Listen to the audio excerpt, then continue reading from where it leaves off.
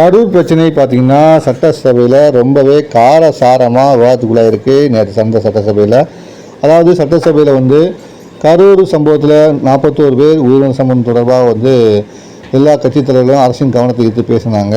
அப்போ நடந்த சில விஷயங்களில் எடப்பாடி பழனிசாமி சொன்னால் சரியான பாதுகாப்பு கொடுத்திருந்தால் இது போன்ற சம்பவம் நடந்திருக்காது அப்படிங்கிற மாதிரி கருத்து தெரிவிச்சிருந்தார்.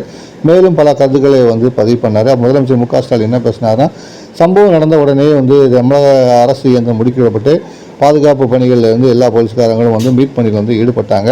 இந்த துயர சம்பவத்திற்கு காரணம் விஜய் காலதாமதம் வந்தது தான் ஒரு காரணம் அப்படிங்கிற மாதிரி குற்றம் சாட்டினார். எதுக்கு எடப்பாடி பழனிசாமி அவங்க கேட்ட இடத்த முதலே கொடுத்துருக்கணும் அப்படிங்கிற மாதிரி நிறைய சொன்னார். இப்படி காரசாரமாக பதிலளிக்க அமைச்சர்களும் பதிலளிக்க பார்த்திங்கன்னா அவையே ரொம்ப காரசாரமாக இருந்தே சொல்லலாம்.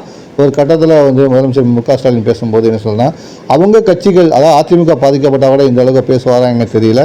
ஆனால் ஒரு கூட்டணி வேண்டும் என்பதற்காக இந்த அளவுக்கு அவர் இறங்கி பேசுகிறாரு அப்படிங்கிற குறிப்பிட்டார். அதுக்கு எடப்பாடி பழனிசாமி சொன்னால், கூட்டணிக்காக நான் சொல்லலை, மக்களுக்காக தான் பேசுகிறேன், எங்கள் மக்களுக்காக தான் சபையில் எதிர்த்து பேசுகிறேன் அப்படிங்கிற மாதிரி சொன்னார்.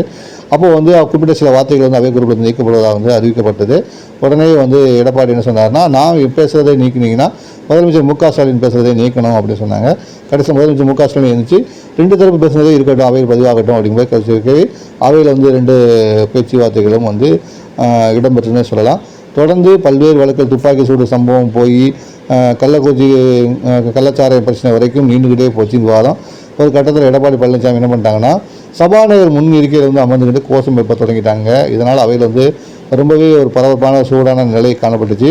அதன் பிறகு அவர் வெளிநடப்பு செய்வதாக தெரிவித்துவிட்டு அங்கிருந்து எடப்பாடி பழனிசாமி மற்றும் அதிமுக எம்எல்ஏக்கள் அந்த கூட்டத்தில் வெளியேறினாங்க. தொடர்ந்து பேசிய முதலமைச்சர் என்ன சொன்னாங்கன்னா, இவங்க எதுக்காண்டி பேசுகிறாங்க தெரியல, கூட்டணிக்காண்டி பேசுகிறாங்க. இவங்க மகா கூட்டணி அமைச்சாலும் சரி, மெகா கூட்டணி அமைச்சாலும் சரி, அந்த கூட்டணியை மக்கள் நிராகரிப்பார்கள் அப்படின்னு கருத்து தெரிவித்தார். இந்த சூழ்நிலையில் இந்த அவ்வளோ பெரிய அளப்பறை சட்டசபை நடந்துட்டு இருக்கும்போது 3 பேர் மட்டும் ரொம்ப அமைதியாக இருந்தாங்க. அது யாருன்னு பார்த்தீங்கன்னா, திரு ஓபிஎஸ், திரு மனோஜ் பாண்டியன், திரு ஐயப்பன். இந்த 3 பேரும் அதிமுகவில் இருந்தாங்க.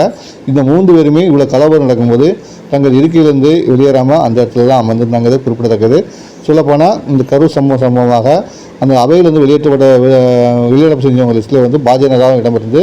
பாஜனதாவும் இதில் அரசியல் குற்றச்சாட்டி வெளியிடப்பு செய்தது ஒரு குறிப்பிடத்தக்க விஷயமாக பார்க்கப்படுகிறது.